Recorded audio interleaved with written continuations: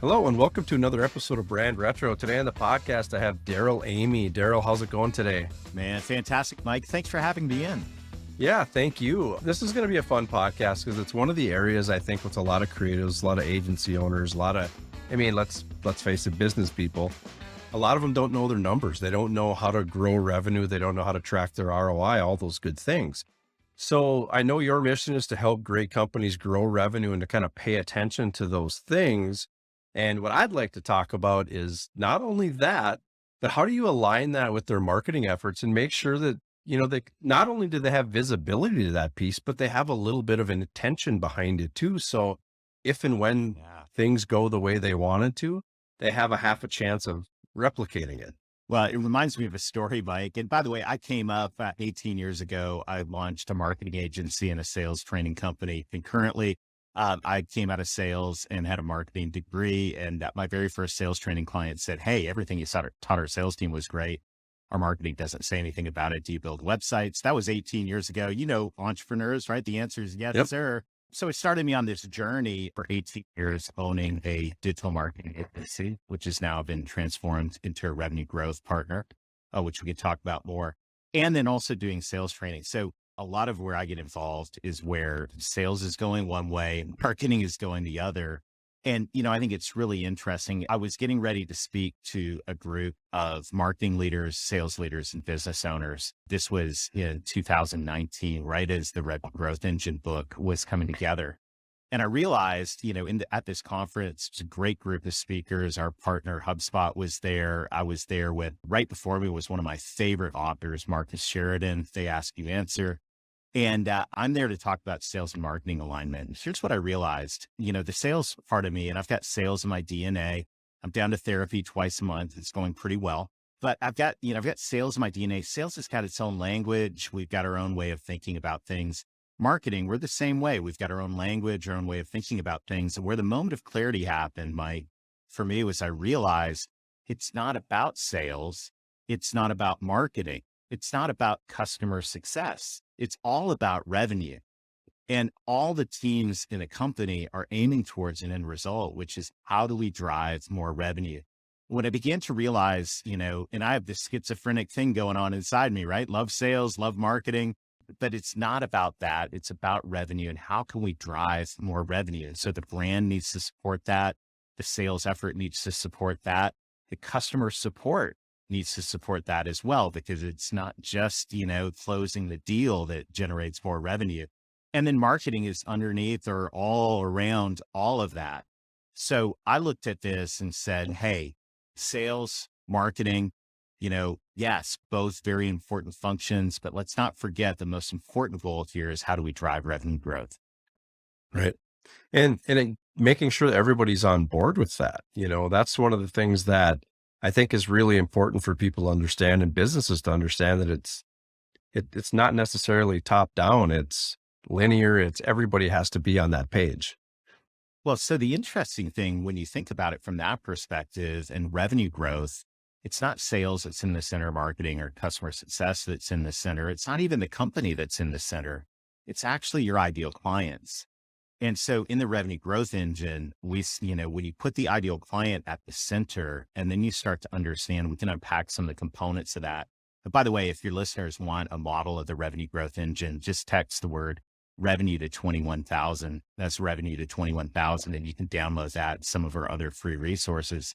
But the cool thing is right at the middle of the revenue growth engine is saying, okay, let's put that ideal client right in the middle. And then let's start to work out from there and think about the first thing we think about is what does the message and the brand need to be to address the outcomes that ideal client wants?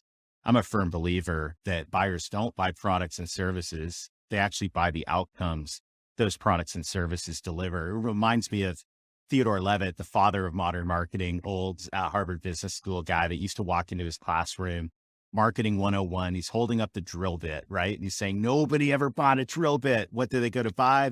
Went to buy the hole, right?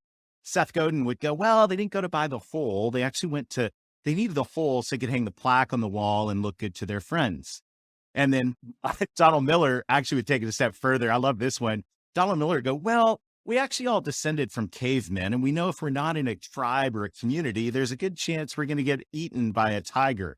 So we need to hang the thing on the wall to look good to our friends, to be in a community. And thus all of this doesn't matter if you went to buy the whole, you went to look good to your friends, or you wanted to avoid being eaten by a tiger. The important thing is right in the middle, sales and marketing, we need to understand what are the outcomes that our clients are looking for. And I just had a fantastic conversation with my friends over at Vertical IQ. It was my previous conversation. And I love the perspective of saying, as much as we need to know about our products and services, we need to know that much and more about our clients' businesses, our clients' personal life and the outcomes they want. And when we do that, we're then able to come up with a brand and a message that resonates. And so to me, focus is on revenue. Revenue comes from ideal clients. Let them define your message, and you're a long way down the track to getting sales and marketing aligned and that revenue engine spinning. Yeah, no, you touched on a good point there because that's how we operate with our clients. I know metrics matter and there are milestones and something that's going to get thrown in our face throughout the process, but we know that to get there and to naturally build something authentic that is going to make that the path of least resistance, it's a matter of getting to know our clients, understanding what they want out of this, what tools do they have in their toolbox to help us get there. It's all of that. And typically the sales, the money, the ROI, it all takes care of itself after that point. It does. And one of the other anchor points around getting sales and marketing working together, we'll talk about metrics later on in the conversations. I think that's important. But if you think about, sales, we talk about the buyer's journey. Marketing, we talked about the buyer's journey. They would think about sales. Sales talks about actually the sales process, right? Or for my fellow Canadian friends, the sales process, right? We talk about that. Marketing is talking about the buyer's journey. But really, to me, the thing that we really need to be talking about is what's the customer experience. So in Revenue Growth Engine, we anchor everything around customer experience. So what happens from the time they first encounter your company, whether through a marketing interaction or a sales interaction, through the buying process, through the journey of becoming a client and enjoying their time there and maximizing the value they're getting for their company. So what's that experience through the eyes, not of sales, not of marketing, but through the eyes of that ideal client. And when you understand that customer experience, now you're able to look at this and go, okay, how can we optimize this customer experience? How can we put processes, systems in place to make sure that customer experience is delivering the outcomes they want and also simultaneously maximizing our value? It's interesting, Mike, if you think about the ways to grow revenue, which, all of us in marketing, all of us in sales, and every entrepreneur listening in, that's what we want, right? Revenue is the lifeblood of a business. If you boil it all down, there's really only two ways to grow revenue. Number one, you get more clients, net new business, right? We drive new logos, we get more market share, however you want to phrase that. The second way is by cross-selling more to our current clients.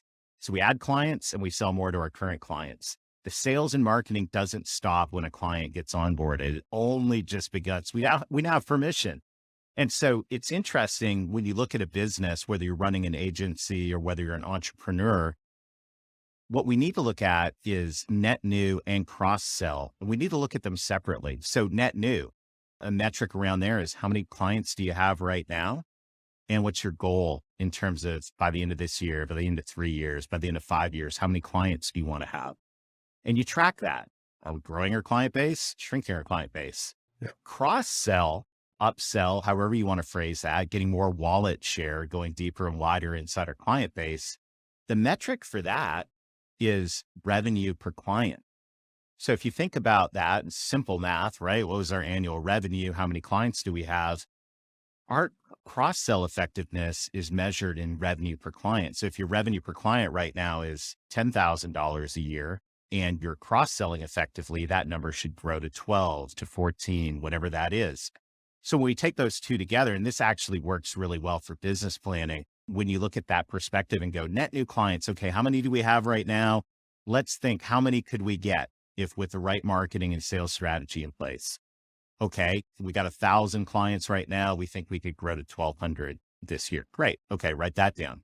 What's our revenue per client? Well, right now we're averaging $20,000 a year per client. Okay, great. With the right marketing and sales processes in place, what could we do to grow that revenue per client? And you might say, well, it's 20 grand right now per year. We think we could get it to 25. Okay. Now take those two numbers and multiply them together. And now you actually have a realistic, we call them in Revenue Growth Engine, an aggressive, but realistic goal.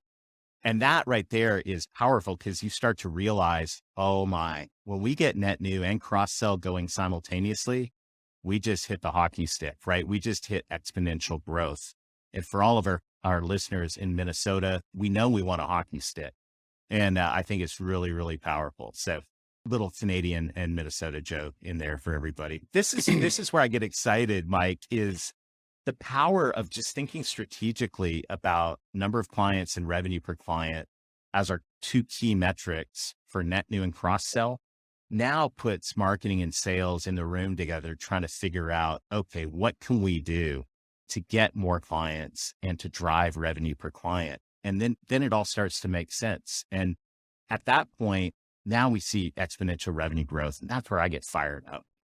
Yeah, I think those opportunities to step back and create just a little bit of awareness to those numbers and start to realize how they add up or how they come together or how they build up towards a bigger thing, I think is huge. So I have a love-hate relationship with metrics, period.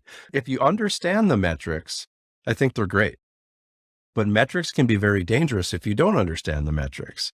And they can be misleading, and they can actually in some ways paint a grim picture of something that's maybe on the upswing. So what I always try to tell clients is, let's understand the metrics and let's make sure there's intention behind the metrics. So don't just look at an obscure number and evaluate it without knowing what went into it, because you can't react from that. You can't do anything with that. So we have to take a step back, understand those numbers and evaluate which ones matter to us at the moment and which ones matter to us in the future based off those intentions.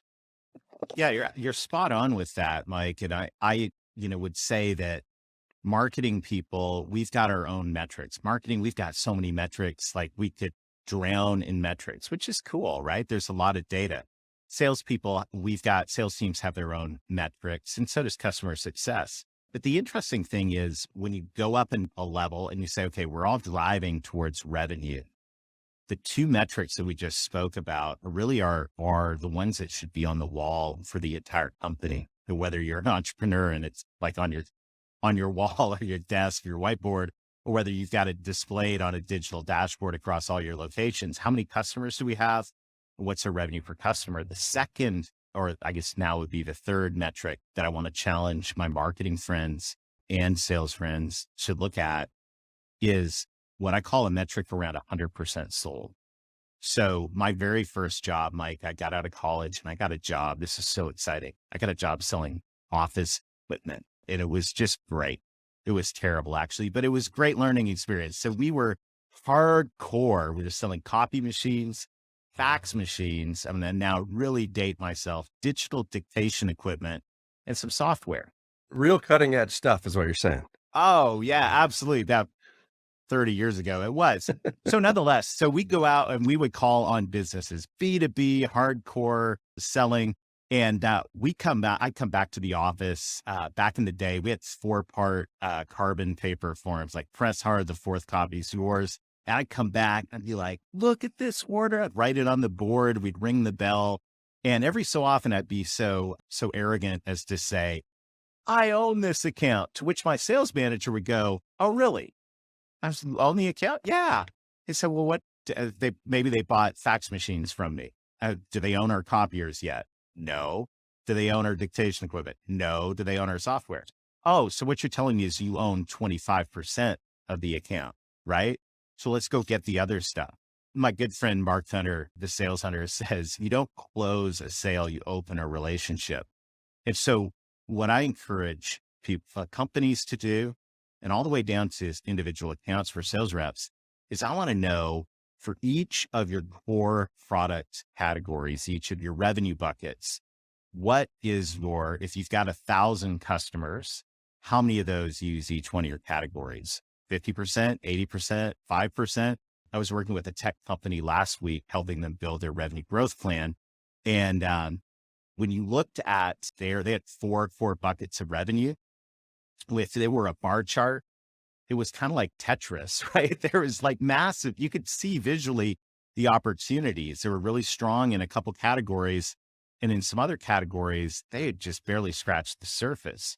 So in terms of metrics at a marketing level, keep doing all of your marketing metrics, figure out, what are the important leading indicators. But in terms of results and revenue, number of customers, revenue per client, and 100% sold in each one of your, where are you on that? Like, where's the bar chart?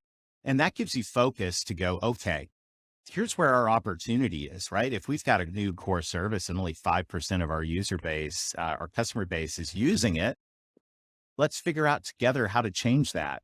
And let's go grab some of that low hanging fruit to cross sell more to our current clients as we're also bringing in new ones. And let's enjoy that exponential revenue growth. Right. Or even identify that maybe there's an inherent value that, maybe it's brand awareness. Maybe it's feeding another bucket that's not measured within that same context. But I think That's right. To our point is to just be aware, and to look at those numbers and break them down the best you can and know that, I like what you said about putting that number up on the wall. Cause it's an analogy I use often, but I tell clients, building a brand and doing the things that we do from a marketing perspective is a lot like, it's like going to the gym. You've got a fitness goal. You've got a picture of, Arnold Schwarzenegger from 1976, and that's your goal. But there's a lot of meal plans and there's a lot of dieting. There's a lot of workouts. There's a lot that's going to happen in between now and when you meet that goal. And there's going to be some setbacks. There's going to be some change of plans. There's going to be, maybe you got to push that goal out another 6 months, another year. Just understand that going into it, it doesn't mean you failed. It just means that you're shooting for something that creates an evolution. And that's a good problem to have.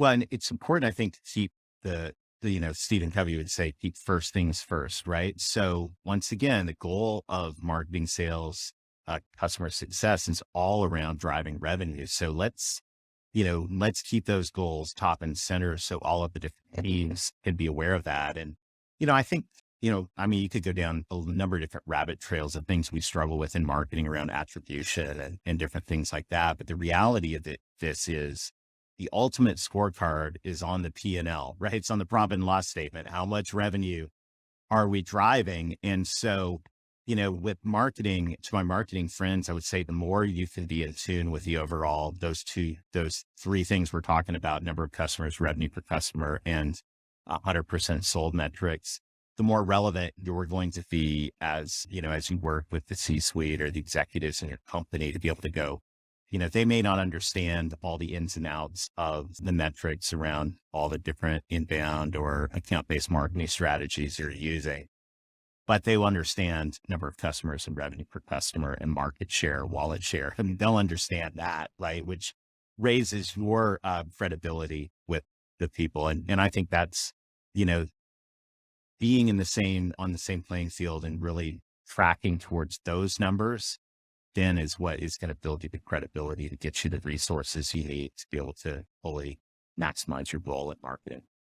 Yeah. And being able to see through, this is hard to articulate even to clients, but when you go through those habits and when you define those numbers, you set your goal, you take a step back, you evaluate, you evolve the plan. When you kind of learn how to play that instrument, so to speak, the visibility as to how to see that goal or how to even push that ball forward to meet that goal becomes even easier. So it's an exercise of habit more than anything. So the point there is that I meet a lot of clients that just like, I'm just going to set the number and I've got a goal. And it's like, well, you have no plan to get there. You have no metrics to measure that plan off of. Like, there's a lot of pieces you're missing.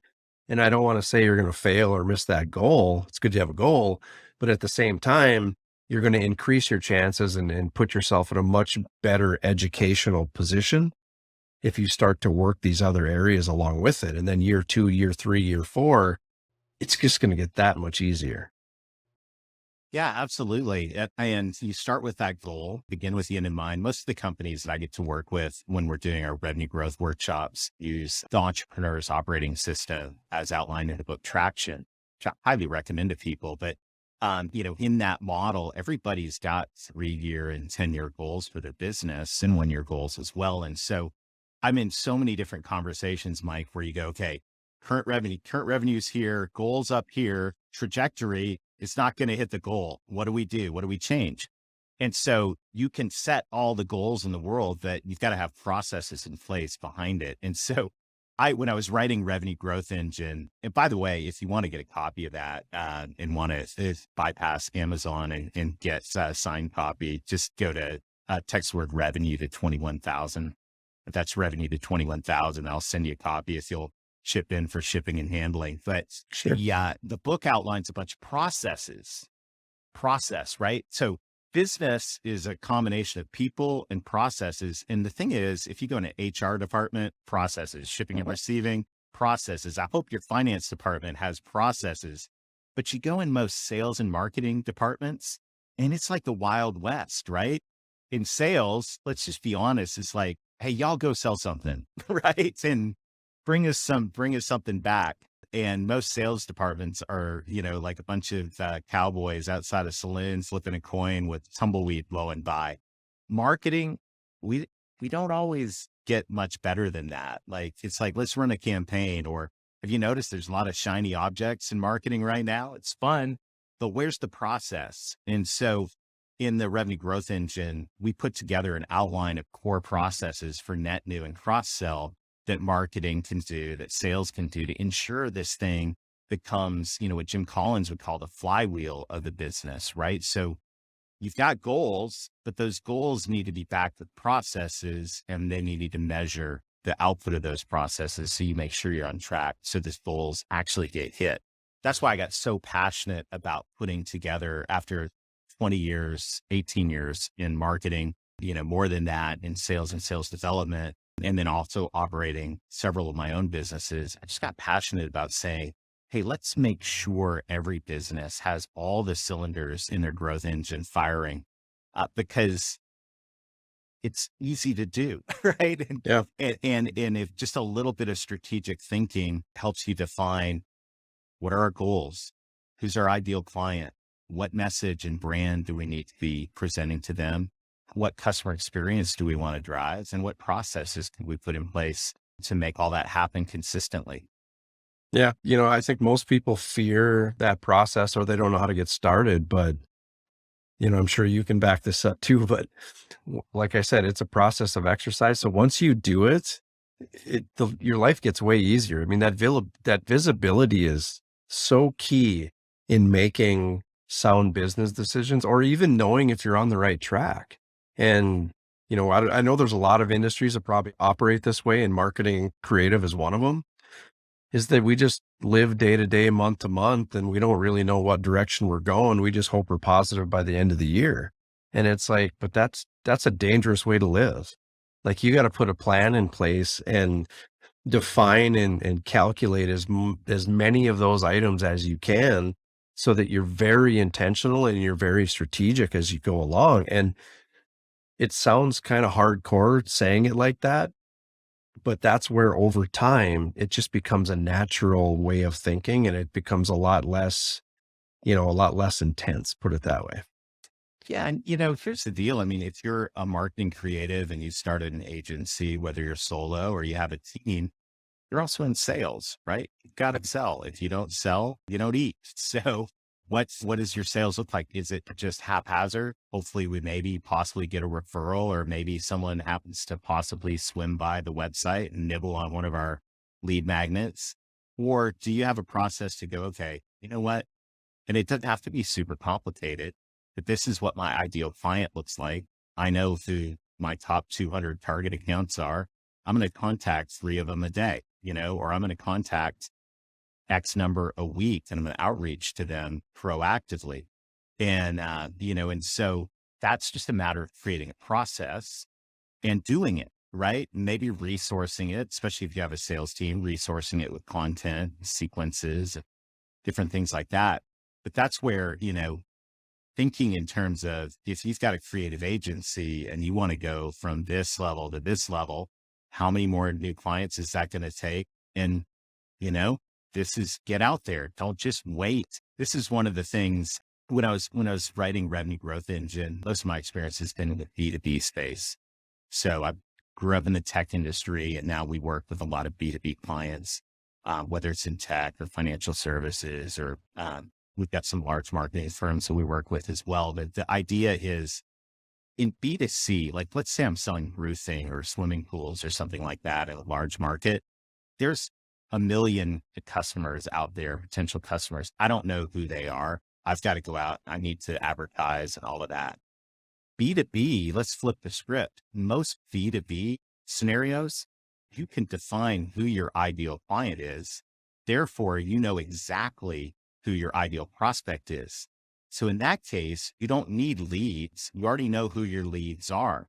And so, by the way, salespeople in B2B, stop asking marketing people for leads. You already know who the leads are. If you don't, go figure it out, But once you know the target accounts that you're working after, now sales and marketing, let's cooperate together.